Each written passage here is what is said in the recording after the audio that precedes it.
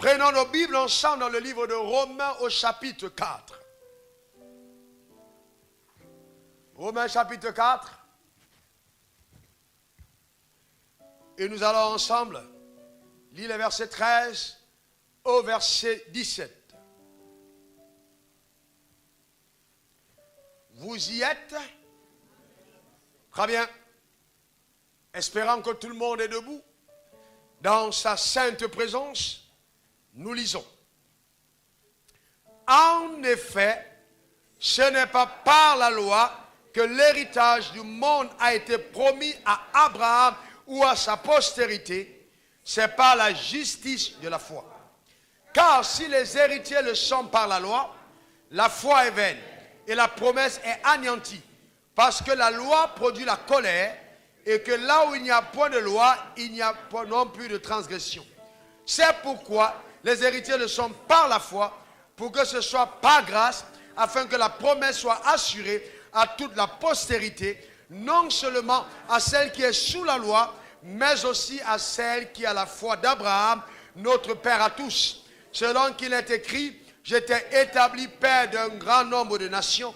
Il est notre Père devant celui auquel il a cru. Dieu qui donne la vie aux morts et qui appelle les choses qui ne sont point comme si elles étaient. De façon fidèle.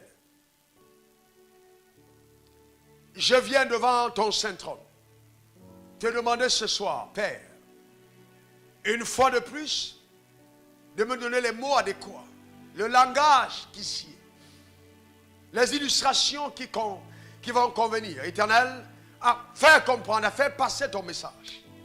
Et que toutes les personnes qui m'écoutent soient totalement, je dis totalement, Éternel, éclairées dans leur homme intérieur, qu'aucune ombre des ténèbres ne subsiste au nom puissant de Jésus, afin que plus jamais ton nom soit exalté. Je te loue pour ta parole qui est accompagnée de signes, de prodiges et de miracles. Que ton nom soit glorifié. Au nom suprême de Jésus, nous avons prié. Et que quelqu'un dise 3 amens de foi. Amen, amen, amen. Tu peux t'asseoir dans sa merveilleuse présence.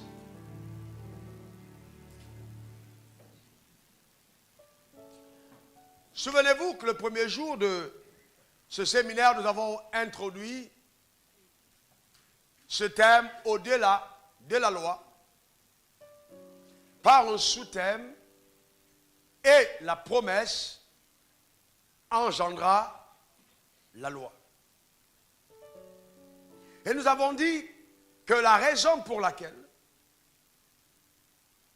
Dieu remit la loi à Moïse sur le mont Sinaï, c'était en réponse à la promesse ferme, inéluctable, irrévocable, qu'il avait faite à Abraham quand il a juré par lui-même, ta postérité possédera les portes de ses ennemis.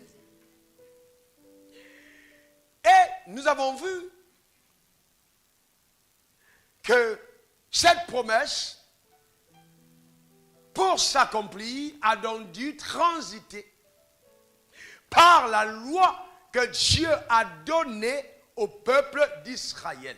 Cependant, la promesse avait 2 axes majeurs, car il lui était dit à Abraham ceci: quitte ton pays, ta patrie, la maison de ton père, vas-y dans le pays que je te montrerai, je te bénirai, je ferai de toi une grande nation. Il dit, je rendrai ton nom grand, je bénirai celui qui te bénira, et je maudirai celui qui te maudira, et je ferai de toi, et toutes les familles de la terre seront bénies après toi.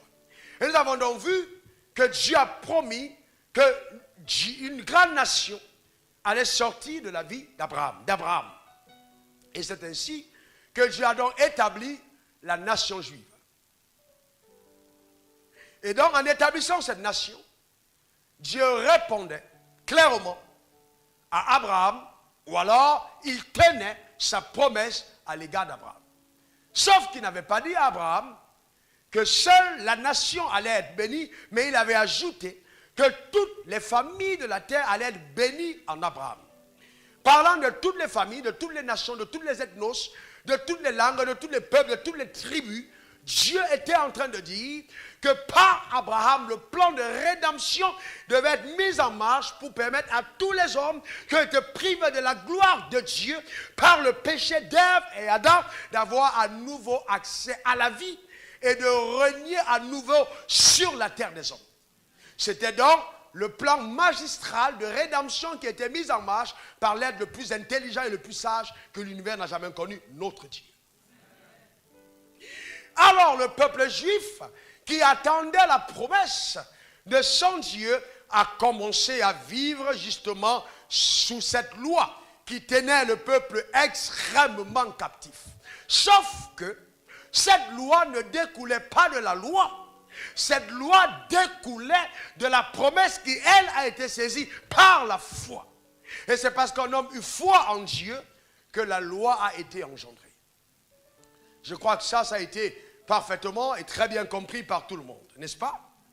Maintenant, le vrai problème, c'est que vous devez comprendre, comme je l'ai dit le premier jour, que dans nos rapports avec Dieu, il y a eu une évolution due aux dispensations. Pas parce que Dieu avait changé, mais parce que le cœur de l'homme, au fil des temps, s'est modifié dans ses rapports avec Dieu. Et Dieu était obligé de modifier ses rapports. Nous avons parlé de la dispensation de l'innocence, quand l'on n'avait pas encore commis le péché. Nous avons parlé de la dispensation de la conscience, quand Dieu a pris conscience, l'homme a pris conscience de son péché. On a parlé de la dispensation du gouvernement humain, quand Noé, justement, a réussi à sauver sa famille et justement dans sa génération en construisant l'arche et la dispensation de la promesse qui vint elle par la promesse que Dieu fit à Abraham et ensuite à cause de cette promesse la loi fut donnée à Moïse. Mais vous voyez, cette loi a été donnée parce qu'il avait été dit au serpent, la postérité de la femme écrasera ta tête et elle te mordra le talon. Donc derrière tout ce que Dieu était en train de faire, il y avait premièrement la rédemption de l'homme, mais aussi la restauration de son autorité et que Satan puisse retrouver la place qui était sienne, c'est-à-dire sous les pieds de l'homme et de la femme. Que quelqu'un me dise Amen. Amen. Alléluia, dit Satan est sous mes pieds. Dis-le comme si tu le crois, Satan est sous tes pieds. Alléluia. Mais vous voyez, la loi ayant duré pendant longtemps, elle a eu pour ceci de polluer le système de pensée du peuple. C'est-à-dire, le peuple a commencé à penser qu'ils obtenaient ce qu'ils avaient uniquement parce qu'ils étaient capables d'obéir ou non à la loi. Mais c'est vrai, parce que justement, celui qui mettait en pratique la loi vivait par elle. Mais sauf que cette loi était donnée comme un précepteur, comme un pédagogue, juste pour guider le peuple, conduire le peuple jusqu'au libérateur appelé Christ. Car c'est Christ, justement, selon Galates 3, versets 11, 12, 13, qui lui apparaît là comme étant la postérité d'Abraham. Donc cette postérité, puisqu'il ne s'agit pas de plusieurs, mais une seule, est appelée Christ, le Messie, l'envoyé. Celui qui a en lui la solution de Dieu pour l'humanité. Et c'est pour ça qu'on l'a appelé Yoshua, le libérateur, celui qui vient sauver son peuple. Et quand Jean-Baptiste le vit, il dit de lui, voici l'agneau de Dieu qui ôte les péchés du monde. Donc Jean-Baptiste était en train de dire que la solution de l'humanité se trouvait dans la personne de Jésus. Les Juifs n'ont pas reconnu ce faible rejeton, ce bras étendu de l'Éternel, cette main de Dieu envoyée dans cette saison, au temps marqué, comme la Bible le dit dans Galates 4, Christ a été envoyé. Un temps opportun parce que le peuple était sous l'oppression romaine et le peuple attendait un libérateur, mais Jésus n'est pas venu instaurer un royaume qui prend ses racines sur la terre et demeure sur la terre. Il est venu appeler, n'est-ce pas, le royaume des cieux à s'imposer sur la terre. Il n'est pas venu simplement établir un État, mais il est venu établir un royaume afin de permettre à chaque citoyen de ce royaume d'être un roi ayant la capacité divine en lui ou en elle de régner sur la terre comme Dieu l'avait pensé. Ce n'était donc pas un gouvernement d'hommes, mais un gouvernement de Dieu. Lève ta main droite, dis ce mystère est le mien. Je le saisis par la foi.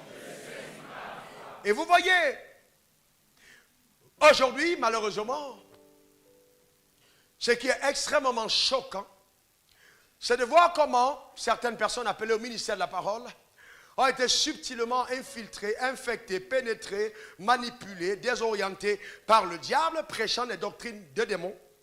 Voilà, sous un prétexte ou sous une apparence de forte humilité.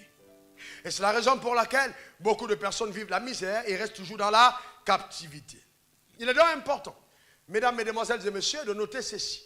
Chaque fois que nous lisons la Bible, nous devons avoir l'intelligence de comprendre qu'il y a un contexte dans lequel les paroles sont données et que dans la parole sortie de son contexte peut, de façon insigneuse, nous conduire à l'erreur. Vous voyez, c'est très important. On ne peut pas expliquer la parole par un fait de la parole. Il y a l'esprit de la parole qui nous conduit à la vérité de la parole. Je m'explique. Si vous prenez un fait et vous dites, il est écrit, tu ne tueras point. Vrai ou faux? Est-ce que c'est écrit? Est-ce qu'il est vraiment écrit, tu ne tueras point? Est-ce que vous savez que c'est écrit? Mais si vous tuez un poulet chez vous et vous le mangez, est-ce que vous péchez contre la parole? Qu'est-ce que la Bible dit? Tu ne tueras point. Mais si tu tues un poulet, est-ce que tu pêches contre Dieu? Pourquoi? Parce qu'il est important de comprendre que dans un autre texte, il est demandé d'apporter des tourterelles, d'apporter des bœufs. Donc, ce texte, tu ne tueras point, ne peut pas être interprété comme disant Dieu a interdit de tuer. Donc, la parole de Dieu n'est pas interprétée par l'intelligence humaine, mais par elle-même. On n'a pas besoin de la pensée de l'homme pour expliquer celle de Dieu, mais la pensée de l'homme doit s'accommoder à celle de Dieu pour être à même de la faire connaître aux hommes. Mais les hommes ont fait le choix de comprendre Dieu et de l'expliquer à partir de leur propre paradigme mental qui souvent a été sérieusement biaisé. Cet apôtre Paul, comme je le disais tantôt, a été un célèbre érudit. Vous savez qu'il a étudié à l'école de Gamaliel. Et le texte que nous venons de lire tout à l'heure, soit écrit aux Romains, soit écrit aux Galates, ou soit écrit aux Colossiens, l'apôtre Paul expliquait profondément le mystère, justement, de la rédemption et de la justification par la foi. Parce qu'étant à l'école de Gamaliel, l'apôtre Paul a étudié sérieusement ce que c'était le judaïsme. Il était un expert et d'abord un précurseur, une étoile montante de cette doctrine qui faisait un impact sérieux. N'oubliez pas que l'apôtre Paul a persécuté l'Église, qu'il a tué les chrétiens et que Étienne a été lapidé sous instruction de l'apôtre Paul, qui à l'époque s'appelait Saül, parce qu'aucun apôtre n'est un criminel. D'accord? Et donc, il a persécuté l'Église. Et c'est sur le chemin de Damas qu'il rencontra donc le Seigneur. Vous voyez? Et c'est là, justement, que Dieu lui dit, Paul, je suis Jésus que tu persécutes. Et donc, c'est cette rencontre extraordinaire qui a changé radicalement la doctrine de Paul. Donc, les gens qui n'ont pas rencontré Jésus personnellement, qui n'ont pas une expérience personnelle avec lui, ont tendance à avoir des rapports avec Dieu bâtis sur la loi et non sur la grâce. D'accord? Mais l'apôtre Paul a fait une parfaite expérience, d'accord, de Jésus-Christ. Et dès cet instant, sa vie a basculé. Voyez, vous savez, bien-aimés, l'accès à la connaissance introduira dans ta vie une vie de célébration perpétuelle. Vous ne pouvez pas avoir accès à la vérité et mener une vie de lamentation. Non, je déclare sur ta vie, par la puissance dont je suis investi, au travers de la parole de Dieu, que tu vas célébrer les bienfaits de l'Éternel dans ta vie et dans tous les domaines concernant ton existence. Que quelqu'un me dise son parfait Amen. Alléluia. Et donc c'est comme ça, malheureusement, que certains d'entre nous, n'ayant pas compris, d'accord, la profondeur de la rédemption et de la justification par la foi, nous avons ramené les gens au judaïsme, amené les gens à la pratique de la loi mosaïque, alors que par la loi, comme nous venons de dire, c'est impossible d'être justifié. La justification se fait par la foi. Regardons ensemble, parce que ce soir, je vais prendre le temps de poser des fondations sérieuses. Je sens dans mon esprit que l'esprit qui était sur Jérémie est descendu sur moi ce soir. Ça veut dire qu'il y aura la capacité d'arracher les mauvaises sémences, les mauvaises plantes qui ont été mises dans ton homme intérieur et qui occultent ta destinée. Amen. Qui créent un ombrage entre ta relation et toi, de Dieu et toi. Il faut vraiment que cela soit arraché. Dis, je collabore. Dis Amen. Regardons dans le texte d'Exode 34, versets 7 à 8 que nous avons lu hier. Tournez vos Bibles parce qu'on va regarder la Bible dans la parole. Regardez à l'intérieur de vos Bibles, d'accord? Et ceux qui nous suivent de loin, Regardez ce qui est écrit. Exode 34, verset 7 à 12, vous y êtes? Ok? Voyez la célèbre argumentation, d'accord, de la malédiction ancestrale qui va de génération en génération. La fameuse doctrine que les Africains aiment bien. Vous savez que les Africains ont un problème avec la liberté? Et que les Africains aiment bien quand tout le temps on soit sur eux comme des gourous. C'est pour ça que même la démocratie en Afrique a beaucoup de problèmes. Parce que les Africains aiment le tyrannisme. Mais en ce qui concerne vous et moi, nous ne sommes pas Africains. Nous sommes citoyens de la patrie céleste. D'accord? Et nous mettons de côté toute mentalité africaine pour accepter la mentalité du royaume. Dis ça, c'est mon choix. Dis amen. J'ai vu certaines personnes poser la main sur leur tête, ils ont raison, mais la main sur ta tête et dit, mentalité africaine, je te débarrasse de mon système de pensée.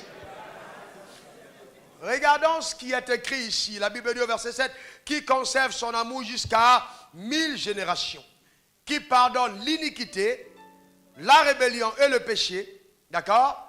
Il conserve son amour jusqu'à... Est-ce que vous êtes avec moi? Exode 34, verset 7. Il conserve son amour jusqu'à 1000 générations. Qui pardonne... Vous avez, c'est écrit dans la loi. Hein?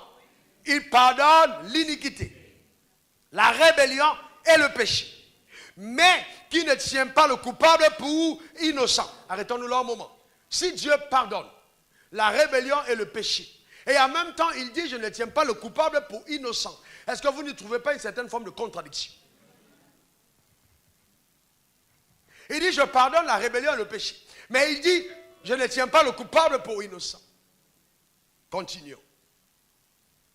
Et qui punit l'iniquité des pères sur les enfants des enfants, jusqu'à la 3e et à la 4e génération. Verset 8.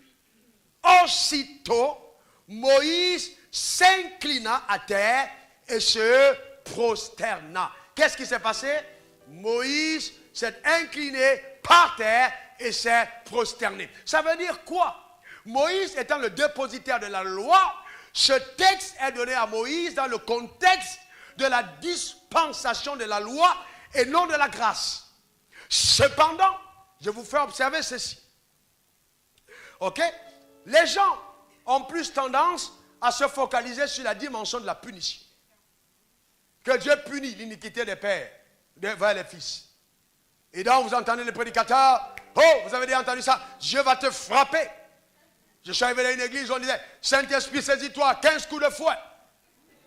Donc les gens ont été tellement sous l'oppression qu'ils pensent que le royaume des cieux c'est la barbarie. Non, dis à ton voisin, c'est pas la barbarie mais la liberté. Vous voyez? Vous voyez donc? Et donc, vous voyez, on pense simplement à la punition. Dieu va te punir, Dieu va te frapper, Dieu va te faire ci. Mais vous savez, la loi installe la terreur, la loi fait peur. Et c'est pourquoi, chaque fois que vous êtes dans le système de la loi, vous êtes sous la pression de la peur. Mais on oublie qu'il a dit qu'il conserve son amour jusqu'à 1000 générations. Alors s'il conserve l'amour, qu'est-ce que l'amour fait? L'amour pardonne. Non, non, non. Il n'y a pas d'amour sans pardon. Là où il n'y a pas de pardon, l'amour n'est pas parfait. Donc en quelque sorte, toutes les personnes qui demanderont pardon pour les péchés qu'ils auront commis, il n'y aura plus de raison que même eux et même leurs enfants aient des problèmes dans le contexte de la loi déjà. Parce qu'il dit je pardonne. Donc il n'y aura que les rebelles qui ne seront pas repentis. D'accord? Dans le contexte de la loi. Maintenant, suivez-moi très bien.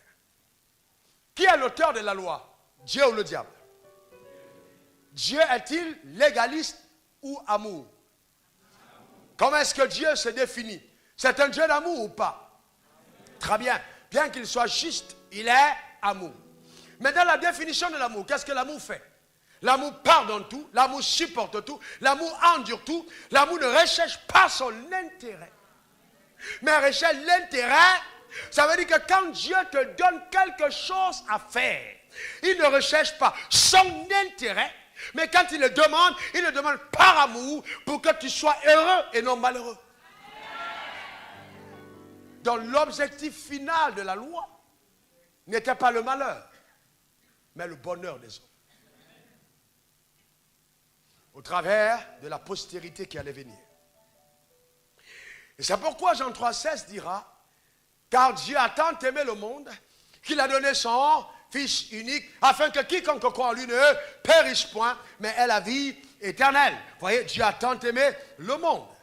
Dieu a tant aimé le monde. Alors je vous pose cette question. Est-ce que les lois reçues au mont Sinaï ont annulé les lois qui ont existé avant elles? Car nous avons vu que les lois du mont Sinaï et toutes les autres prescriptions rattachées au livre de la loi n'ont pas existé avant les lois du ciel. Par exemple, la loi de l'amour. Par exemple, la loi du semer et de récolter. Par exemple, la loi de la mesure. Par exemple, la loi de la foi. Ces lois ont bien existé avant les lois mosaïques, avant le judaïsme. Mais est-ce que les lois du judaïsme ont annulé les lois de Dieu? Non. C'est pourquoi un jour, un pharisien zélé, voyant que Jésus a réduit au silence les Sadducéens, s'approche de Jésus et lui posa cette question. Maître, quel est le plus grand commandement de la loi? Vous savez, c'était une question très subtile. Parce que la Bible disait, celui qui viole un seul commandement de la loi se rend coupable contre toute la loi. Donc, demandez à un docteur de la loi, qu'est-ce qu'est dans le plus grand commandement? C'était un piège. C'était une question à laquelle aucun homme d'une intelligence humaine pouvait répondre. Mais sauf que Jésus était Dieu. Et il répondit, Matthieu 22, versets 36 à 40, ok? Jésus lui répondit, tu aimeras le Seigneur ton Dieu de tout ton cœur, de toute ton âme et de toute ta pensée. Voici le premier et voici le second commandement qui lui est semblable. Tu aimeras ton prochain comme toi-même. Et suivez bien ce qu'il dit au verset 40, de ces deux commandements. Oh, s'il vous plaît. Écoutez peut-être un tout petit peu, parce que là tu dois comprendre. De ces deux commandements dépendent toute la loi. Je ne sais pas si vous avez vu ça. De ces deux commandements dépendent toute la loi. Donc en fait il dit, la loi a été donnée pour intention d'amener les hommes à aimer Dieu de tout leur cœur, de toute leur âme et de toute leur force. Sauf que les hommes n'avaient pas la vie de Dieu et cela était impossible pour les hommes. Aime le Seigneur ton Dieu de tout ton cœur, de toute ton âme, de toute ta force. Et aime ton prochain comme eux. Vous voyez, aime ton prochain comme eux. Toi-même, mais la loi disait quoi? Œil pour œil, dent pour dent. Est-ce que l'amour était parfait? Non, parce qu'elle ne pardonnait pas, mais elle répondait aux actes tels qu'on nous a offensés. D'accord? Alors maintenant, regardez ce que dit Galates 5, verset 14. Toute la loi est accomplie dans une seule parole. Dans celle-ci, tu aimeras ton prochain comme toi-même. Tu aimeras ton prochain comme toi-même. Tu aimeras ton prochain comme toi-même. Qu'est-ce que l'apôtre Paul est en train de dire? Toute la loi est résumée par ce commandement. Tu aimeras ton prochain comme toi-même. Lève ta main droite vers le ciel. Dis, Seigneur mon Dieu, donne-moi l'amour. Je veux exercer l'amour qui a été répandu dans mon esprit par le Saint-Esprit. Alléluia. Vous voyez donc qu'il dit, aime ton prochain comme toi-même. Est-ce que quelqu'un me comprend? Maintenant, suivez-moi bien. Vous voyez, souvent il y a des enseignements que nous recevons qui nous semblent être tellement bibliques, tellement fantastiques. Et ils prennent toujours leur racine dans l'Ancien Testament. Un jour, j'ai entendu un enseignant faire une démonstration fantastique. Alors, dans notre relation avec Dieu, il y a 3 dimensions. Il y a la dimension du parvis, il y a la dimension du lieu saint, et il y a la dimension du lieu très saint. Commencez à expliquer les chrétiens du parvis. Ensuite, les chrétiens du lieu saint. Et ensuite, les chrétiens du lieu très saint. Et de faire la mention. Moi, aujourd'hui, je me trouve à la dimension du lieu saint. Je ne suis même pas encore entré dans le lieu très saint. C'est les gens comme Moïse qui étaient dans la dimension du lieu très saint. Sauf que c'est un discours qui peut sembler parfaitement cohérent. Mais c'est une grande imbécilité, une stupidité criarde. Pourquoi? Parce que Moïse a vécu dans l'ancienne alliance.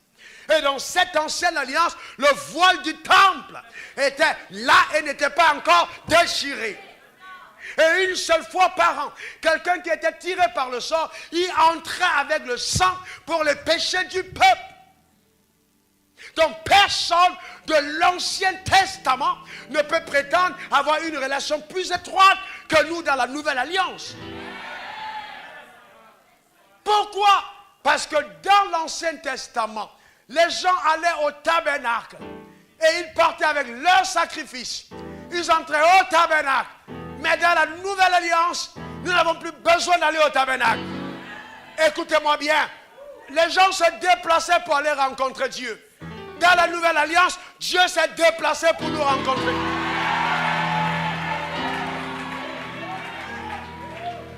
Est-ce que ça va? Il s'est déplacé. Non simplement pour nous rencontrer, mais pour faire de chacune de nos vies des tabernacles vivants.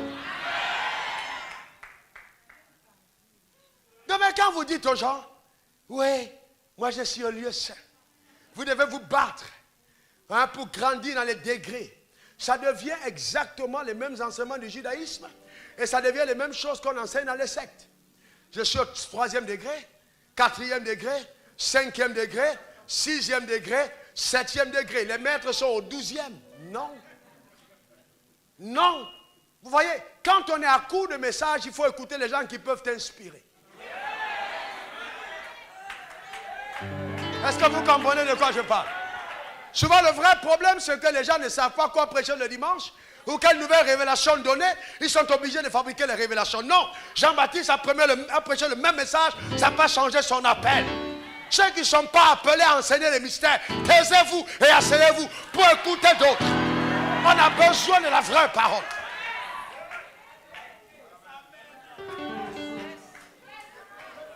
Dieu est descendu et a fait de ton corps son temple. Oh, lève la main droite, dis mon corps est le temple de Dieu. L'Esprit de Dieu habite au-dedans de moi. Qu'est-ce que ça veut dire? Je me lève le matin, dans la Nouvelle Alliance, Dieu est avec moi. J'entre dans ma douche, je prends ma douche, Dieu est avec moi.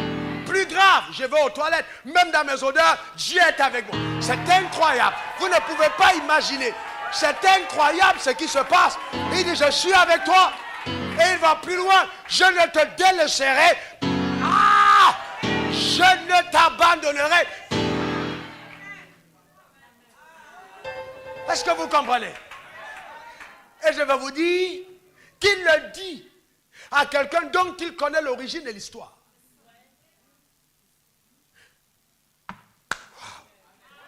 Il le dit alors qu'il connaît le péché que tu commettras demain. Mais il dit, je ne te délaisserai pas. Pourquoi? Parce qu'il a refusé de regarder à ta personne. Il s'est rendu compte que tu étais tellement loin de lui que tu ne pouvais jamais avoir une relation avec lui. Quels que soient tes efforts, qu'il a dû envoyer un Messie, qui était la postérité. Il a dû répondre à Abraham, qui lui a donné son fils. Il n'avait pas d'autre choix que de donner son propre fils.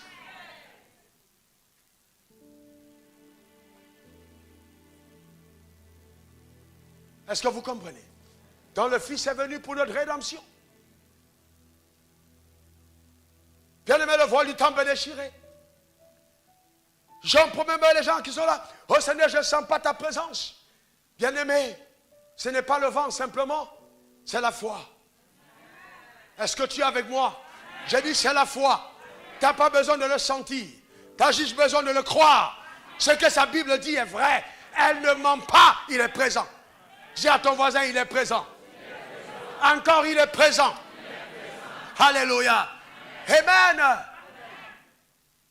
Oh non. Oh, Dieu va te frapper. Dieu va te frapper. Tu viens de commettre un péché, il va te frapper. Non, il ne te frappe pas parce que tu as commis un péché. Qui de vous frappe son enfant parce qu'il s'est sali?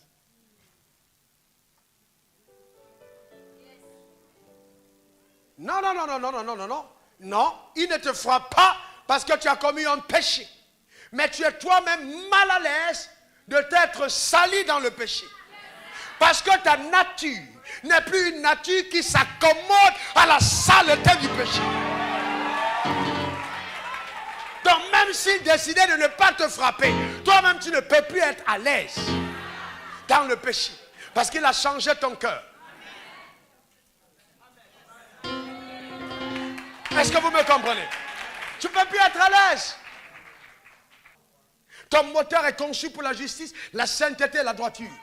Chaque fois qu'on met un autre carburant dedans, le moteur se grippe. On doit faire la vidange. Parce qu'il y a quelque chose qui est en train de gripper le moteur.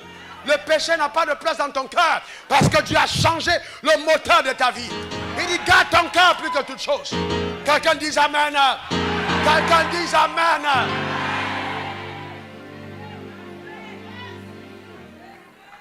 Non, pasteur, si tu enseignes ça, les gens vont pécher comme ils veulent. Non. J'ai dit non. On a beaucoup de personnes qui marchent en pharisiens. Comment est-ce qu'ils s'habillent? Comment est-ce qu'ils parlent? Comment est-ce qu'ils font? Mais ils sont remplis de haine dans le cœur. Quand ils sont en train de prier, guette la sœur. Oh, Seigneur, qu'elle ne soit pas exaucée, elle fait trop le malin. Mais vous la voyez, elle est couverte là jusque. On ne voit rien du tout. Elle arrive à l'église toujours avant tout le monde. Mais son cœur est rempli de rapide. Mais il y a une autre sœur qui est là dans son rouge à lèvres, et puis des mèches chinoises ou quoi là, qui arrive là comme ça et tout. Mais le cœur est touché par Dieu. Elle aime son Seigneur. Quand elle lève les mains, elle aime Dieu. Alléluia. Elle aime son Seigneur. Amen. Alléluia. Et la loi dit, hey, les mèches chinoises et brésiliennes ou japonaises, c'est quoi sur ta tête? La grâce dit, la grâce de Dieu te suffit. Le sang de Jésus suffit. Alléluia. Ce n'est pas à partir de l'apparence que notre justice s'accomplit, mais c'est par la foi de notre cœur.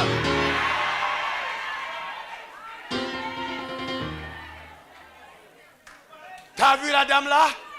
Elle a porté un pantalon. Elle a porté un pantalon. Et les gens commencent à s'agripper sur le pantalon. Comme si le pantalon était un problème. Porte-en 3 si tu veux. Porte 4. Mets les boucles que tu veux. Le chapeau que tu veux. Ce qui intéresse Dieu, c'est comment est-ce que ton cœur est décoré. Qu'est-ce qu'il y a à l'intérieur?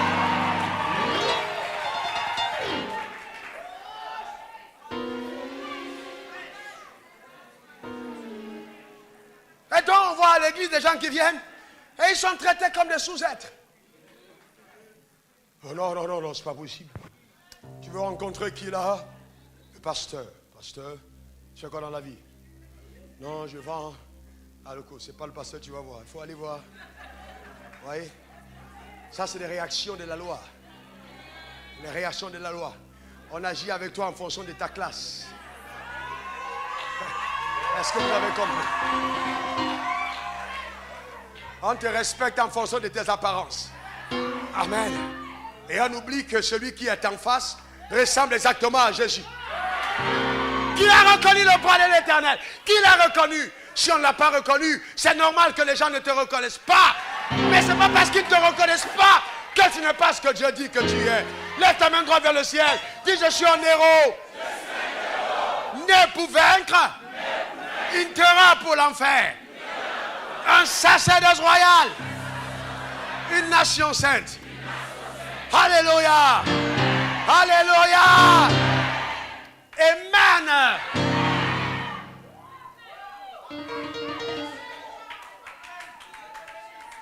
Et donc, on prend des textes, on les tord, on les tourne. Vous voyez, simplement parce que les gens veulent vous faire asseoir sous eux. Vous rencontrez des gens, ils sont à l'église 7 jours sur 7. Dieu ne t'a pas créé pour aller à l'église.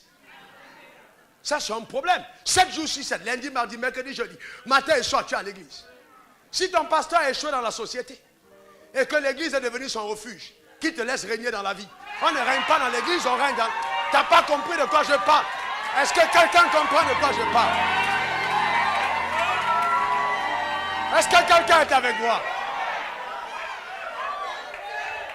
Est-ce que quelqu'un me comprend?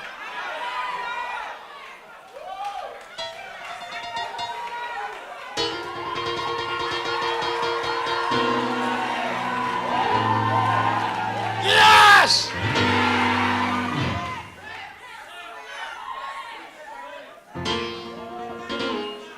Et là, il faut que les gens soient là. Il a veillé 3 fois par semaine. Pasteur, 3 fois par semaine. Si tu as un problème avec ta femme, reste chez toi. Tu n'as pas amené tout le monde à l'église pour fuir ta femme. Moi, je ne comprends pas les problèmes. Vous savez, les gens, le complexe. L'homme n'a jamais été créé pour être dans l'église. L'église n'est pas le lieu du règne. Nous régnons dans la vie, non dans l'église. Nous régnons dans la vie, non dans l'église. Jésus t'a affranchi pour régner dans la vie. J'appelle le règne sur ta vie. Quel que soit le domaine où Dieu t'a appelé, je commande au règne de Dieu de s'établir dans tes membres et dans ta vie au nom puissant de Jésus. Donne-moi un bon amen. Donne-moi un bon amen.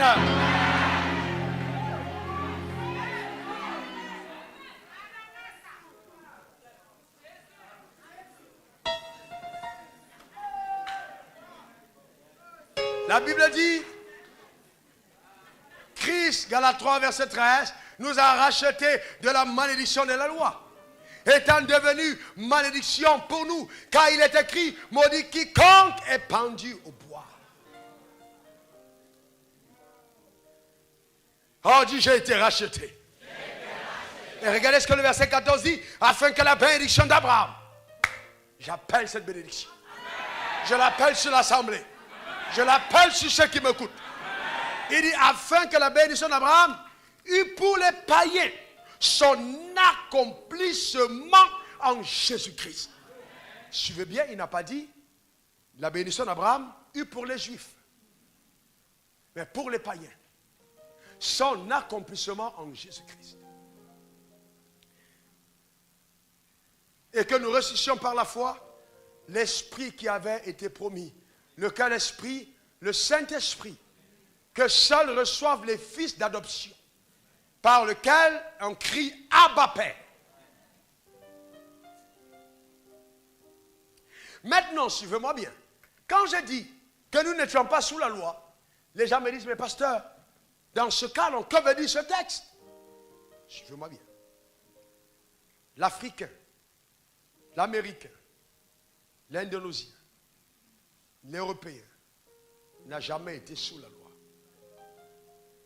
C'est clair et net. Il est écrit, dans Ephésiens 2, verset 12 à 13, vous étiez en ce temps-là sans Christ, privés du droit de cité en Israël, étrangers aux alliances de la promesse, sans Dieu et sans espérance dans le monde. Donc, nous étions éloignés. Le seul peuple qui était appelé le peuple de Dieu, c'était les Juifs, Israël. C'est pourquoi jusqu'à aujourd'hui, certaines personnes, dans la mentalité de la loi, continuent de considérer Israël comme étant la nation la plus extraordinaire avec laquelle une alliance extraordinaire doit être faite. Sauf que c'est elle qui a rejeté le Messie pour que nous puissions être adoptés. D'accord? Et donc quand la Bible parle ici, la malédiction dont on parle, Christ nous a rachetés, il y a 2 dimensions. Premièrement, pour les Juifs. Le sang versé de Christ à la croix était une réponse à tous les sacrifices que la loi demandait. Chaque fois que quelqu'un péchait, il avait besoin d'apporter un sacrifice. Donc ce sacrifice était un sacrifice de sang. Car sans effusion de sang, il n'y a pas de pardon de péché. Donc, mais pourquoi est-ce que le sang était versé? Quelqu'un sait pourquoi? Parce que Dieu est le péché. Et parce que la vie est dans le sang. Et parce qu'il n'y a que le sang qui peut couvrir le péché ou l'ôter. Sauf que le sang des boucs, des taureaux, des tourterelles ne pouvait pas ôter le péché, mais devait le couvrir. D'accord? Donc la couverture rendait le péché invisible, mais laissait quand même la conscience de son existence. Quand on a couvert quelque chose, ce n'est jamais la même chose que quand on l'a ôté. Donc même si le péché n'était pas présent, il était consciemment installé dans le subconscient des hommes. Par la loi. Donc Christ, en mourant sur la croix, délivre le peuple juif de cette malédiction. Maintenant, nous, quel est notre sort? Nous, regardez bien, la Bible dit, Christ nous a délivré la malédiction de la loi, étant devenu malédiction pour nous, car il est écrit, maudit quiconque est pendu au bois. Donc maintenant, pour nous les païens, Christ en mourant à la croix, nous libère pas de la loi en tant que loi pour les Juifs, mais de Romains 6, verset 23 qui dit, le salaire du péché c'est la mort, parce que tous avaient péché. Donc selon ce texte de la loi, nous étions exclus des alliances. Donc cette condamnation, pour nous, qui nous éloignait de toute adoration du Dieu vivant, est ôtée pour nous. Et donc, la loi du péché et de la mort suspend son cours, et par la loi d'esprit de vie en Jésus, nous sommes adoptés dans la famille. Donc maintenant, nous sommes délivrés. Mais de quoi? De la mort éternelle. Mais suivez-moi bien. Donc quand Jésus verse son sang, il accomplit la loi. Puisque le but final des sacrifices était le règlement du péché. Mais si le péché est ôté, la loi n'a plus de droit d'exister. Alors, pourquoi doit-on ramener les gens point sur point à la loi? Suis-je en train de dire que nous sommes sans loi? Non. Mais la loi de l'amour reste dans nos cœurs. Si j'aime Dieu, je ne fais pas ce qui est mauvais. Si j'aime mon prochain, je ne vole pas son argent. La loi de l'amour transcende toutes les lois. Elle est plus forte et plus parfaite.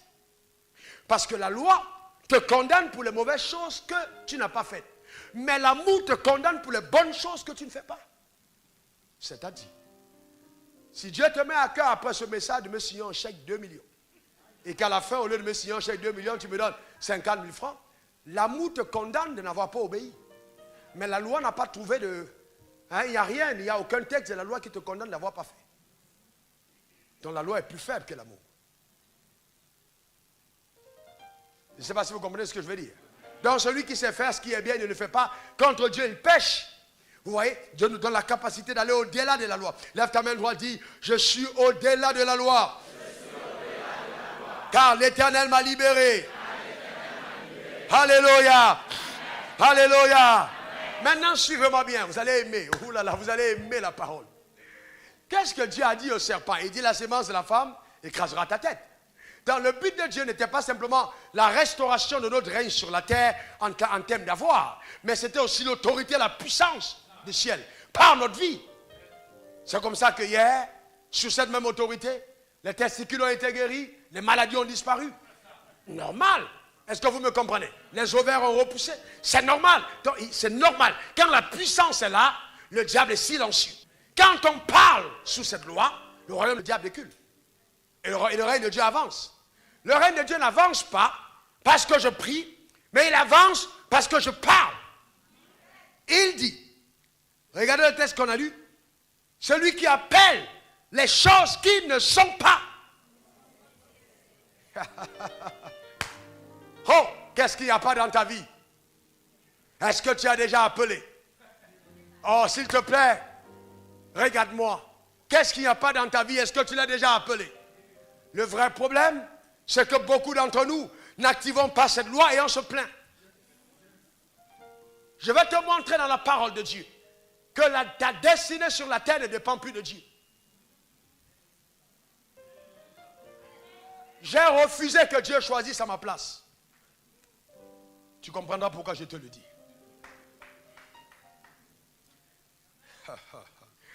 Et donc, vous voyez, dis à ton voisin, là ça devient compliqué.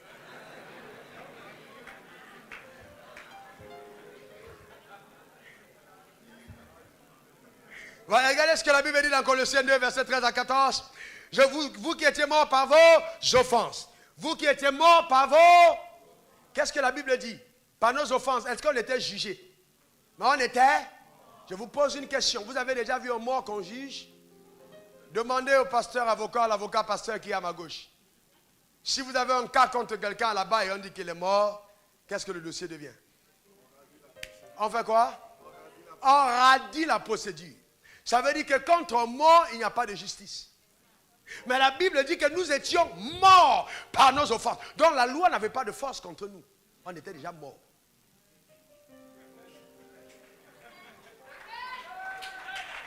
La procédure de jugement contre toi n'avait pas lieu car ton sort était scellé, tu étais mort. Mais maintenant, les Juifs avaient une espérance, pas nous, de la rédemption.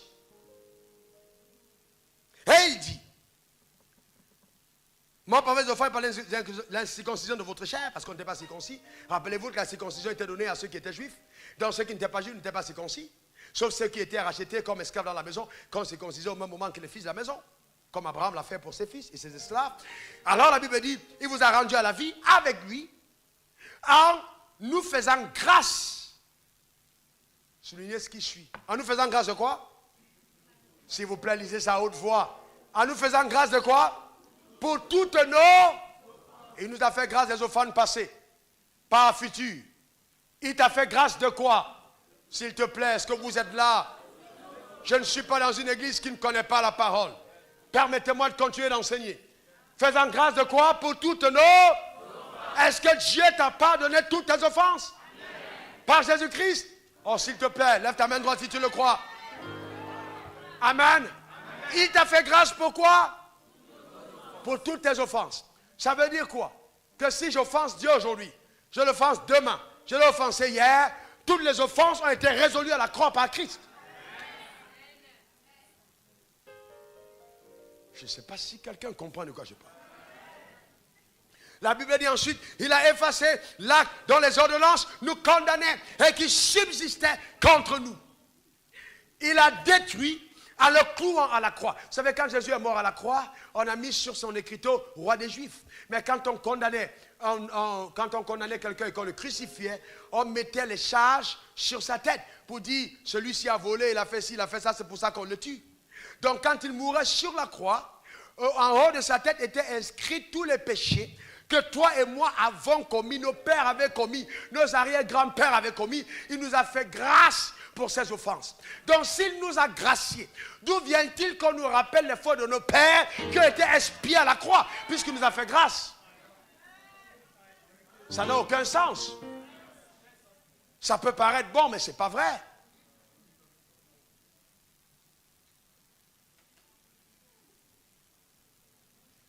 Regardez un peu partout, on parle tout le temps de la loi, de les démons et démons. À quoi les gens ressemblent? À Dieu ou aux démons? Vous n'avez jamais vu les chrétiens qui ont la face des démons? Vous n'avez jamais vu? Jamais la joie de Dieu, jamais il s'est réjoui. Il te voit, il est fâché.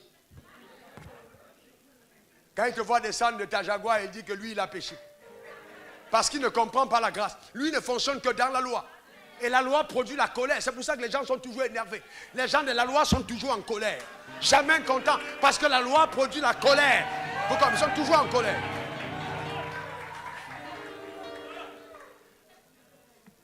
Vous voyez? Ben, il nous a fait grâce. Oh, lève ta main droite, dis Seigneur, le Seigneur m'a gracié. Encore le Seigneur m'a gracié. Alléluia. Dis par sa croix, il m'a délivré. Alléluia. Amen. Maintenant, suivez-moi bien. Dans la mort de Jésus, a introduit la grâce. Dans le sous-thème de ce message, et le sang appela la grâce. Le sang a appelé la grâce. Qu'est-ce que c'est la grâce? Une faveur imméritée. Est-ce que quelqu'un comprend de quoi je parle? Une faveur imméritée. Qu'est-ce que c'est la grâce? Qu'est-ce que c'est la grâce? Je vois cette faveur arriver dans ta vie et ta destinée par la puissance de Dieu. Alléluia. Alléluia. Et vous savez, souvent on prend les textes de la Bible et on joue des grands spirituels. Oh, il est écrit, tu mangeras le pain à la sueur de ton front. Mais ça, ce n'est pas dans notre dispensation. Ça, c'est dans la dispensation de la conscience. On a parlé comme ça au malotru qui a commis le péché. Dans la dispensation de la conscience, on lui a dit, tu mangeras le pain à la sueur de ton front. Mais ce n'est plus valable dans la nouvelle alliance. On a dit, et les femmes accoucheront avec douleur. Ça, c'était la punition. Donc, si la rédemption a eu lieu, et je peux accoucher comme les femmes d'Israël, dans la vigueur. Est-ce que vous comprenez? Sans qu'on ne soit obligé de faire toutes ces choses compliquées et me plonger dans un coma partiel pour m'en sortir. Je déclare sur ta vie que tu marcheras dans la grâce parfaite, dans la faveur parfaite, au nom puissant de Jésus. Aujourd'hui, on ne mange plus le pain par la sueur de son front, on mange le pain par la foi. Car il est écrit, le juste vivra par la foi. Est-ce que quelqu'un me comprend? tes amis feront 5 heures pour avoir 500 000. Toi, tu feras 5 minutes et tu auras 5 millions. C'est ça la grâce. C'est ça la grâce. Est-ce que tu me comprends? Écoute-moi bien, quand la grâce est avec toi, la grâce est avec toi, on a l'impression que le ciel a fait le complot. Les gens gagnent le marché de 5 millions, toi tu gagnes le marché de 5 milliards. Les gens vont faire la corruption, mais on cogne à ta porte pour te donner un marché. C'est ça la grâce de Dieu. Que quelqu'un me dise Amen. Que quelqu'un me dise Amen. Bien-aimé Paul, laissez-moi vous poser cette question. Qu'est-ce que Adam a fait pour avoir Éden? Qu'est-ce que Adam a fait pour avoir Éden? Il a jeûné? Il a parlé en langue? Il est allé à l'église? Il a payé la dîme? Qu'est-ce qu'il a fait pour avoir Éden? C'était un cadeau. Je déclare sur ta vie des provisions cadeaux de la part du ciel. La grâce de Dieu. Donne-moi un bon amen. Donne-moi un bon amen. Dis je reçois. Dis je reçois. Dis je reçois. Est-ce que vous me comprenez? Vous voyez, lisez la Bible. Lisez la Bible. Nos pères n'ont-ils pas été riches en un jour? Ne sont-ils pas sortis d'Égypte riches en un jour? Pourquoi est-ce que vous voulez dire aux gens, il faut forcément que tu passes par les escaliers pour arriver là où tu es? Quand tu vas au plateau, il y a des immeubles qui n'ont pas d'ascenseur. Mais tu es obligé de taper 15 étages en escalier. Mais il y a des immeubles, tu arrives, il y a des ascenseurs rapides. Dès qu'on met paf, à moins de 5 minutes, tu es en haut. Même le naturel nous explique que tout le monde ne montera pas de la même manière. Les personnes qui ont la grâce de Dieu, je relâche cette grâce sur ta destinée. Dis-moi un bon amen. Alléluia. Alléluia.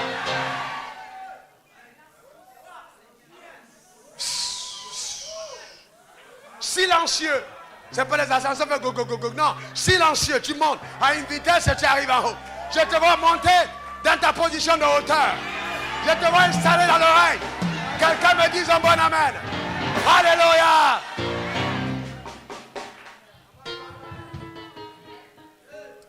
Je vois ton mariage venir en ascenseur.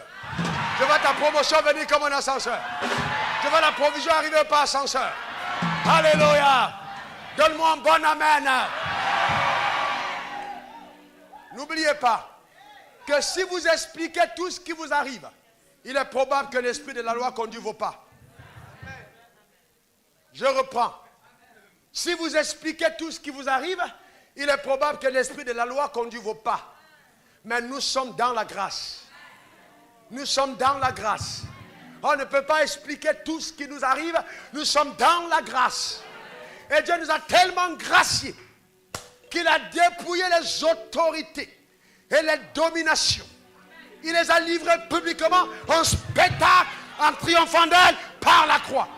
Ça veut dire que même Satan n'a plus la capacité, parlant de force légale, pour s'attaquer dans ta vie et t'empêcher de réussir. Parce que Satan a été dépouillé. Dis, il a été dépouillé. Encore, il a été dépouillé. Alléluia. Ton frère en Christ peut être plus dangereux que l'enfer.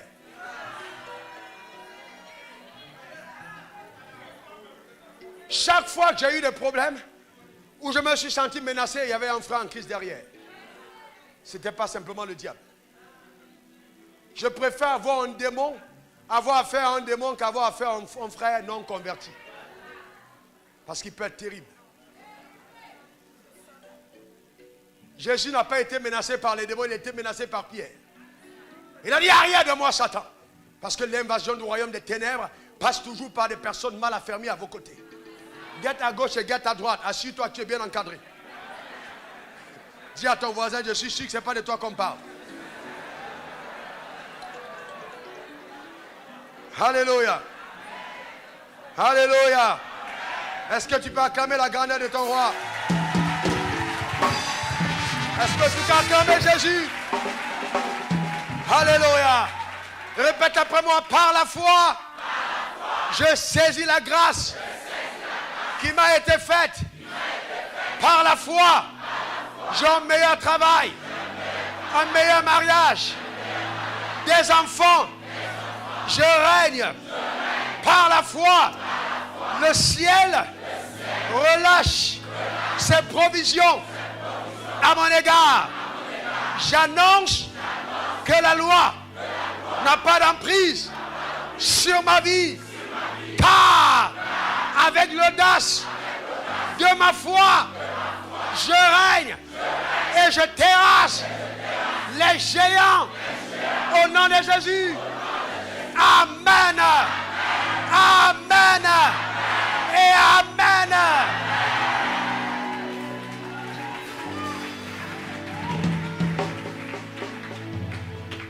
Écoutez-moi bien. Est-ce qu'il vous est arrivé de réfléchir sur la raison qui a donné vraiment à David de pouvoir vaincre Goliath? Les gens ne comprennent pas que Dieu a aimé David parce que David était un homme selon son cœur. Quelqu'un de l'Ancien Testament qui a vécu dans la grâce.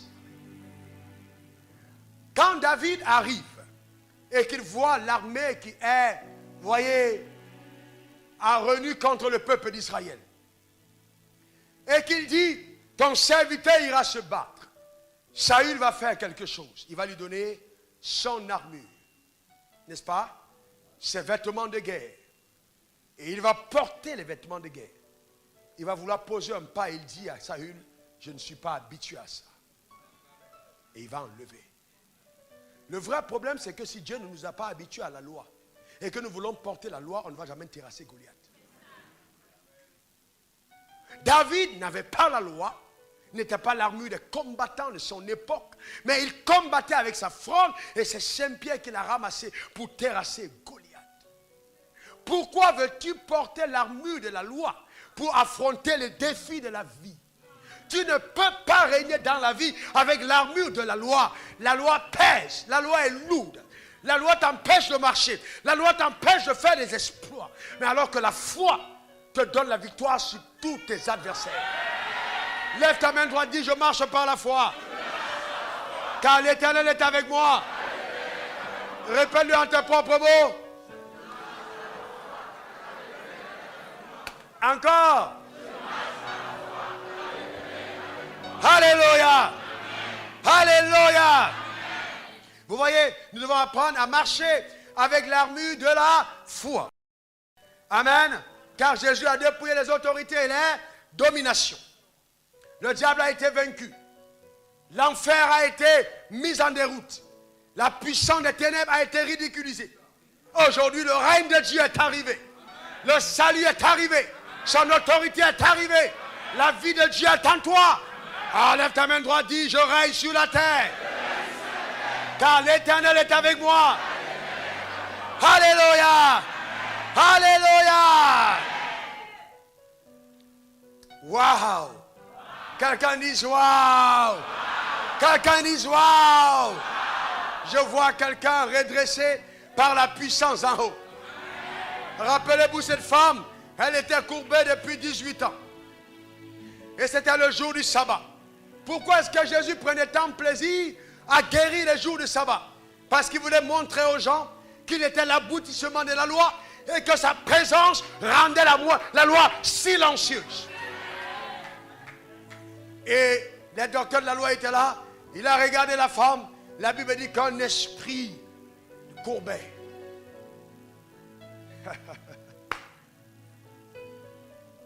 Et il a regardé. C'était une fille d'Abraham. Dis, c'était une fille d'Abraham. Encore, c'était une fille d'Abraham. Et donc, pour guérir cette femme, Jésus dit maintenant, redresse-toi. Et l'esprit la lâche. Et elle se remarche. Tout de suite, les pharisiens évoquent la loi. Oh, mais pourquoi tu fais ce miracle-là le jour du sabbat? Vous voyez, chaque fois que les gens rappellent la loi, ils sont investis dans l'esprit pharisianique. Comment est-ce qu'elle est entrée à l'église et ça ne fait que 2 mois déjà et Dieu l'a déjà visité? Dieu ne respecte pas le nombre d'années à l'église. Les gens vont faire 25 ans, mais ils n'auront même pas posé un pas. Toi, tu vas faire juste un jour et le ciel sera ouvert. À cause de ta foi. Alléluia. Et donc, ce qui s'est passé, c'est que Jésus a évoqué l'alliance abrahamique. Il dit, et voyez, cette femme était aussi une fille d'Abraham que Satan maintenait liée. Je parle maintenant, pas à toi, mais contre tous les esprits qui ont osé s'attaquer à ta destinée et qui maintiennent certaines choses qui sont à toi en captivité. Je commande qu'ils relâchent en prise, qu'ils libèrent le territoire au nom puissant de Jésus. Car Jésus t'a libéré par son sang. Quelqu'un dise Amen. Alléluia. Amen. Dis, je crois au royaume des cieux. Je crois en puissance du royaume de Dieu. Dis-le avec foi. Alléluia. Vous voyez, il faut donc, à partir d'aujourd'hui, que nous ayons une armée de personnes audacieuses dans la foi. Amen. Des personnes audacieuses dans la foi. Audacieuses qui défient la loi, qui vont au-delà de la loi pour agir par la foi. Est-ce que quelqu'un me comprend? Est-ce que quelqu'un me comprend? Alléluia. Et qu'est-ce que la loi dit? La foi dit qu'il te soit fait selon ta foi.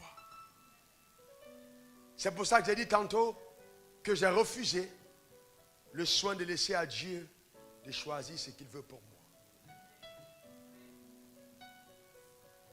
Dieu n'a plus envie de tout décider à ton égard. Il veut te laisser le soin toi-même de prendre des décisions pour ta destinée. Que ta foi choisisse la maison que tu habites, le lit dans lequel tu dors, les draps qui sont sur ton lit. Que la foi choisisse ton environnement. Que la foi établisse ton style de vie sur la terre et non la loi, mais la foi. Mais quand la loi est invitée, la peur s'installe. Mais je vois le Dieu te délivrer de toutes tes peurs. Il est écrit dans Somme 34 verset 5, j'ai cherché l'Éternel et il m'a répondu, il m'a délivré de toutes mes peurs. Quand tu rencontres Dieu, il te délivre de toutes tes peurs. Lève ta main droite, dis je suis délivré de toutes mes peurs. Alléluia. Alléluia. Est-ce que quelqu'un me comprend? J'ai dit délivré de toutes tes peurs. Et écoutez-moi bien, il y avait un homme paralytique qui a entendu que Jésus enseignait quelque part. Il ne pouvait pas marcher, mais il a demandé aux gens de le porter. Écoute-moi bien, j'écoute-moi bien. Il est probable qu'il y ait certaines personnes d'entre nous qui n'arrivent pas à comprendre, mais choisis 4 personnes qui te portent jusqu'au maître. Bien-aimé, on ne peut pas rencontrer Jésus et repartir comme on était. Impossible. Cet homme l'avait compris. Quand il est arrivé, il n'y avait plus de place pour passer. Il dit, personne de toi, jetez-moi à travers. Les 4 hommes disent, mais tu vas mourir. Il dit, à quoi ça sert de vivre quand la vie est à l'intérieur? De vivre un film à l'extérieur alors que la vie est dedans. Il dit, jetez-moi à l'intérieur. Au moins, je suis sûr que quand j'atterris, si j'arrive mort, ce gars est la résurrection. Alléluia. Ce gars est la résurrection et la vie. La première des choses, quand il tombe, Jésus le regarde, il dit, jeune homme, tes péchés te sont pardonnés. Les pharisiens étaient morts. Les péchés sont pardonnés. Ce gars blasphème. Pourquoi? La loi ne pardonnait pas tes péchés sans sacrifice. Et il tombe là, on dit les péchés sont pardonnés. On commence à dire, on vous a dit, ce gars est un blasphémateur. Comment est-ce qu'il peut dire tes péchés sont pardonnés? Et Jésus dit, ok, puisque je crois que vous êtes en train de penser que je blague, qu'est-ce qu'il y a de plus facile de dire? Tes péchés te sont pardonnés ou lève-toi et marche. Afin que vous sachiez que le Fils de l'homme, oh my goodness, quelqu'un sont libéré ici ce soir. Tu n'as pas compris de quoi je parle. Afin que vous sachiez que le Fils de l'homme, il n'a pas dit le Fils de Dieu. Le même pouvoir que Jésus avait de pardonner les péchés, je les ai ce soir. Tu n'as pas compris de quoi je parle. Église, est-ce que vous êtes là? S'il vous plaît, est-ce que tu es là? Secoue ton voisin, demande-lui s'il est là. Pasteur, est-ce que tu m'écoutes? Le Fils de l'homme a le pouvoir de pardonner les péchés. Alors il dit au paralytique, lève-toi, pardonne. Non, pas marche. Prends ton lit. C'était plus facile de dire lève-toi et marche. On va dire il va prendre le temps de récupérer avant de marcher. Mais il dit lève-toi. Le lit dans lequel on t'a porté. Maintenant toi tu vas le porter. Sors d'ici avec le lit et montre aux gens le témoignage. Alléluia. Est-ce que quelqu'un est là ce soir? Je déclare que ce qui t'a porté est porté par tes mains comme témoignage. Alléluia. Il a dit prends ton lit et marche. Vous voyez un monsieur qui est paralytique depuis. On dit prends ton lit et marche. Prends ton lit. Pas prenez, prends. Ça veut dire non seulement il a été guéri, mais il a reçu l'onction de Samson. Capable de porter des engins de taille.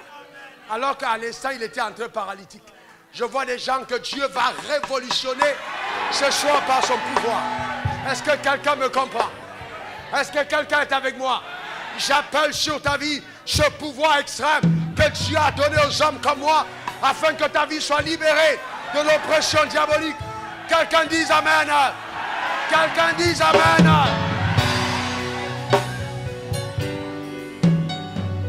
Waouh!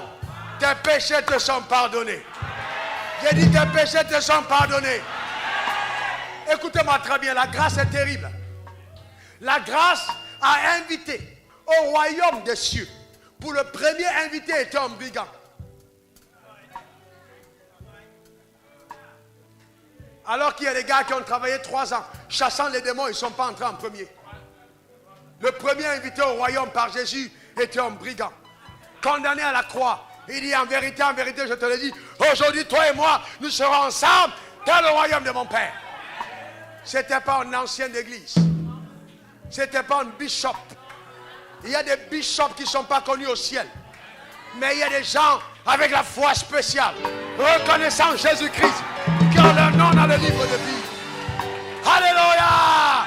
Alléluia! Les gens me demandent, mais pasteur, quand est-ce qu'on va t'ordonner? J'ai dit quoi? Bishop. J'ai dit, j'ai pas besoin. J'ai pas besoin. Je ne veux porter sur ma vie aucun symbole de la loi. Je ne veux avoir rien qui me donne l'impression que les vêtements externes qualifient mon appel interne. Car quand le ciel m'a appelé, personne n'était présent. Même si les hommes le reconnaissent, je n'ai pas besoin qu'on me mette un chapeau spécial pour en faire un évêque. J'ai dépassé la responsabilité d'évêque. Sur la terre, je ne marche plus comme un évêque. Je marche comme Christ lui-même. Est-ce que quelqu'un me comprend? Je ne suis pas un bishop. Je ne suis pas un archevêque. Est-ce que vous me comprenez? Mais je suis Christ. L'envoyé. Le Dieu. Fait homme. Comme toi tu es. Je n'ai pas besoin d'un titre pour attester que je suis appelé. Est-ce que quelqu'un me comprend? J'ai besoin de la grâce de Dieu sur moi. Fais comme ça, dit je reçois. Fais comme ça, dit je reçois.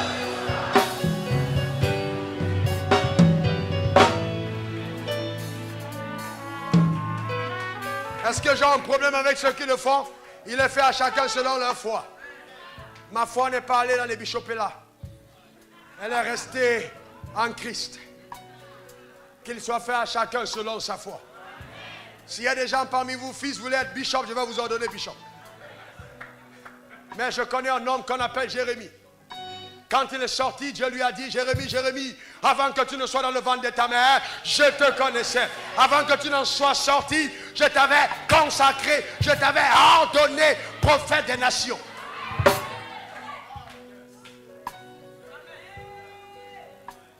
Jean, vous savez, chaque fois que dans le naturel vous voulez prouver que Dieu vous a appelé, ça peut remettre en cause l'appel du ciel. Parce que si le ciel vous a vraiment appelé, vous n'avez pas besoin de prouver.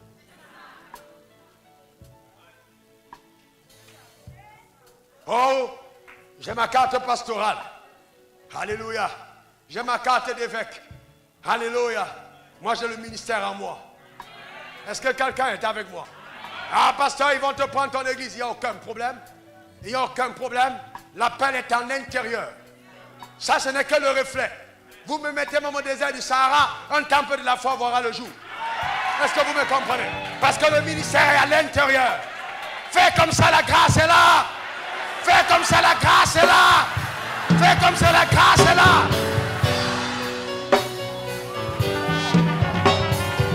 Alléluia! Alléluia!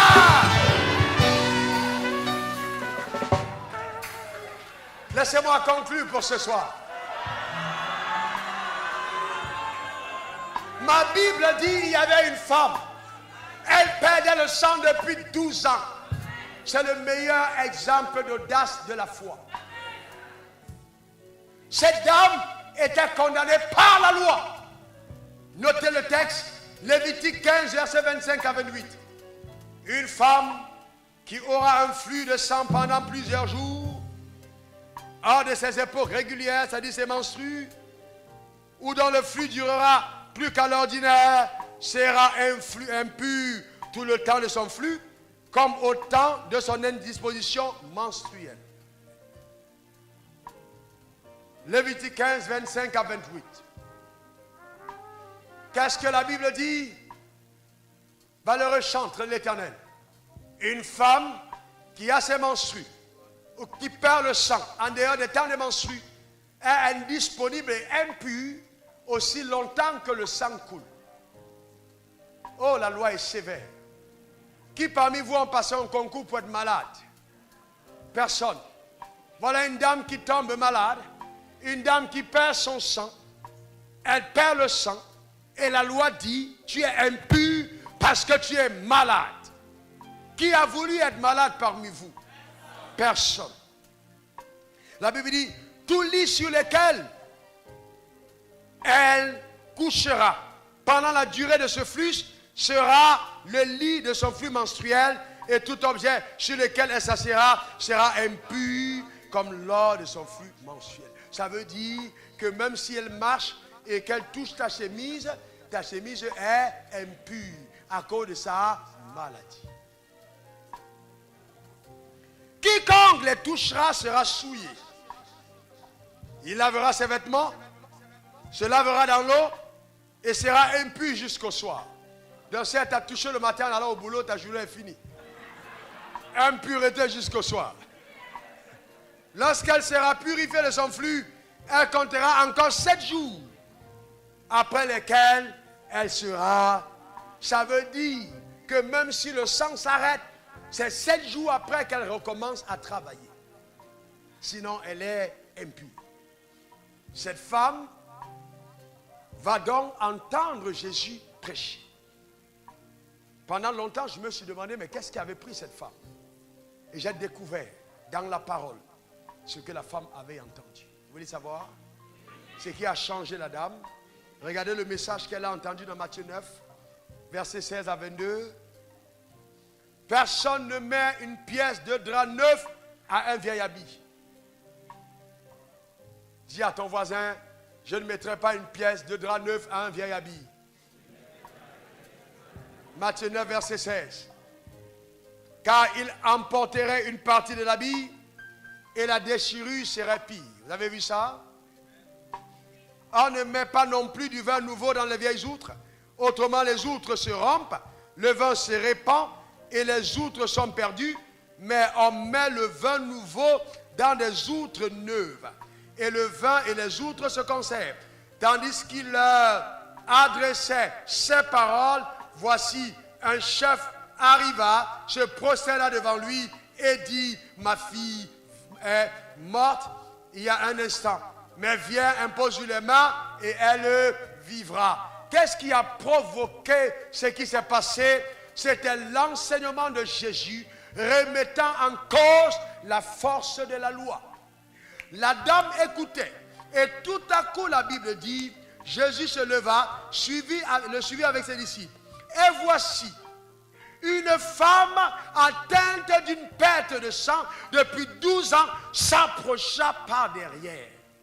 Qu'est-ce qui a poussé une femme comme celle-là, qui connaissait la condamnation de la loi, à s'approcher par derrière, en se disant en elle-même, si je puis simplement toucher ses vêtements, je serai guéri. La loi disait, si simplement tu peux toucher ses vêtements, il sera impur.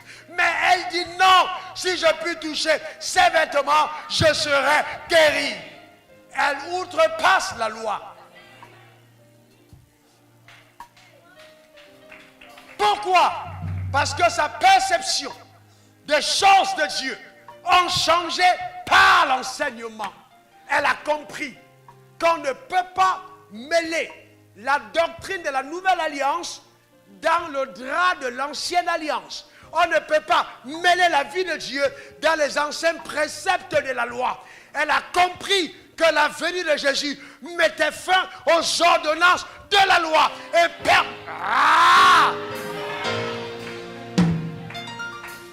Est-ce que tu es là? Est-ce que tu es encore là? Et permettait à quiconque avait la foi de voir son histoire changer. Pas parce que le ciel avait décidé, mais parce que cette personne ayant compris a décidé de voir son histoire changer. Est-ce que je peux voir la main de ceux qui ce soir disent, mon histoire doit radicalement basculer? Dis, je vais au-delà de la loi. Encore, je vais au-delà de la loi. Car Dieu m'a affranchi. Et la Bible dit, Jésus se retourna et dit, la voyant, prends courage, ma fille, ta foi t'a guérie. Et cette femme fut guérie à l'heure même. Vous voyez, qu'est-ce que la femme a décidé de faire? De toucher les vêtements de Jésus. Maintenant, suivez-moi bien. Est-ce que vous savez que cette femme a été tellement audacieuse? Elle était guérie à cause de son audace. Le ciel n'avait pas pris de décision de la guérir. Mais elle a décidé d'être guérie. Ensuite, cette dame a utilisé les défaveurs de la loi en sa faveur. La loi disait, si tu touches, tu seras impur. Elle a donc dit, il y a trop de gens autour de Jésus. Je ne peux pas l'approcher parce que je suis malade. Alors qu'est-ce qu'elle a fait? Elle a commencé à crier impur.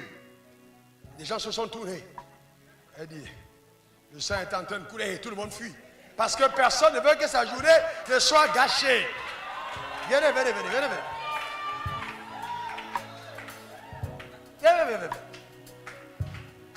Venez. Le maître est en train de marcher. Il est devant, il est retourné. Ne tourne pas comme ça. Et voici les gens qui sont tout autour. Quelqu'un d'autre. Il est trop lourd par rapport à la grâce. C'est pas grave. Je t'appelle et tu es là tout à l'heure. Voilà. Merci. La dame est ici. Ok? Jésus marche. Il ne la regarde pas. Mais le problème de la dame n'était pas, il ne m'a pas regardé. Il ne m'a pas regardé. Ce n'était pas son histoire. Mais elle dit, s'il ne me regarde pas, je le regarde. Le problème n'est pas, Dieu ne m'a pas regardé. Mais est-ce que tu as regardé à Dieu? Dieu ne m'a pas parlé, mais est-ce que tu as parlé à Dieu? Dieu n'a pas prophétisé sur ma vie. Est-ce que tu as prophétisé sur Dieu? Pour dire Dieu, quel que soit ce qui arrive, tu es condamné à me bénir. Parce que je connais mon alliance. Est-ce que tu as parlé? Donc quand elle arrive, elle est tellement faible. Elle crie impur. Les gars, le boulevard est ouvert. Et Jésus continue sa marche. Et elle attrape les vêtements. Alléluia. Au même moment, Jésus s'arrête. Elle a touché le maître.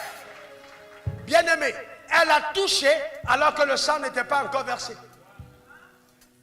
Donc elle était encore sous la loi. Mais la grâce était ambulante. Elle a touché. Mais le sang qui coulait à l'intérieur laissait lâcher une puissance qui tombait jusque sur les vêtements. Le vêtement symbole de toutes les personnes appelées au sacerdoce et ou par Dieu. Si vous les touchez, parce que ce sont eux les vêtements de Christ, quelque chose arrive.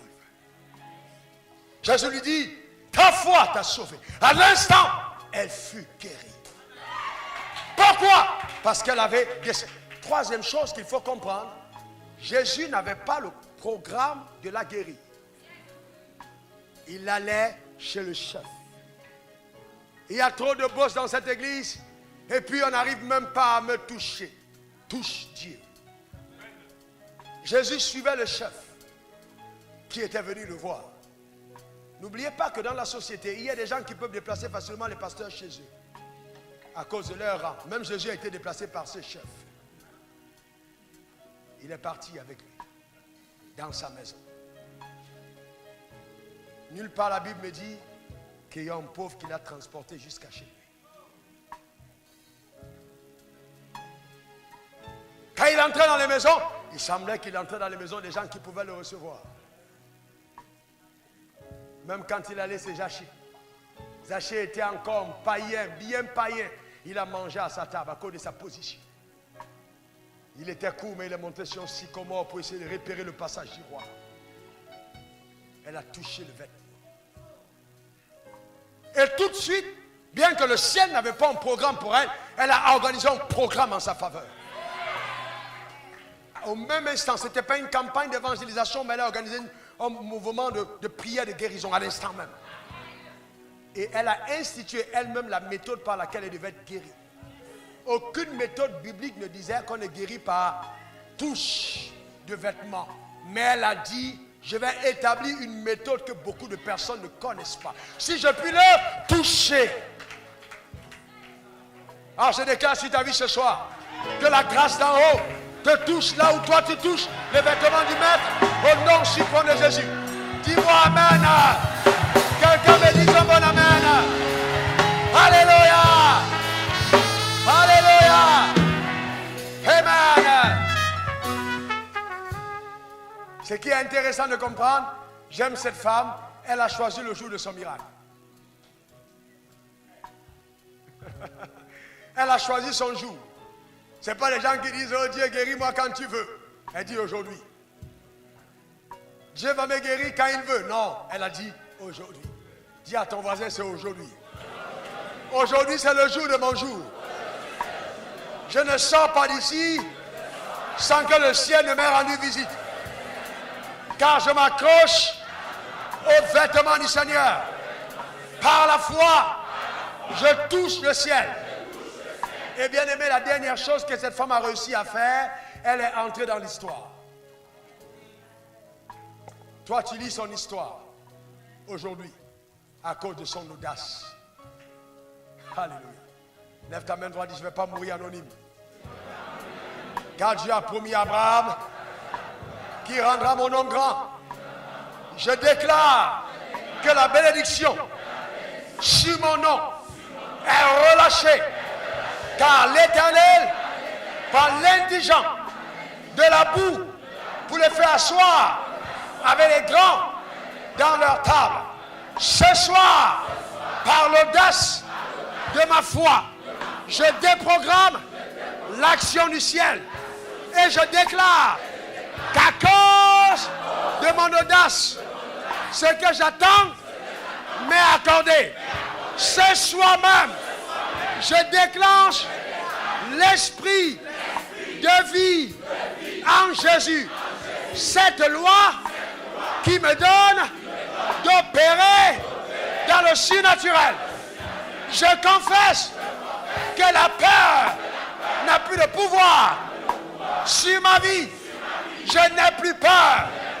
Car Dieu m'a affranchi de la peur.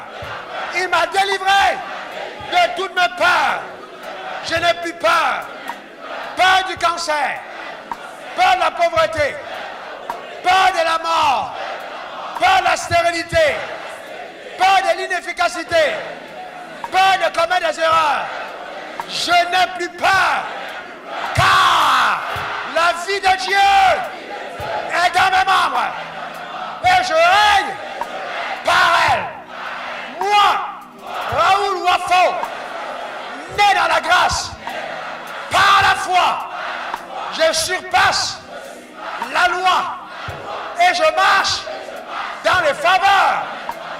que le ciel m'a réservé.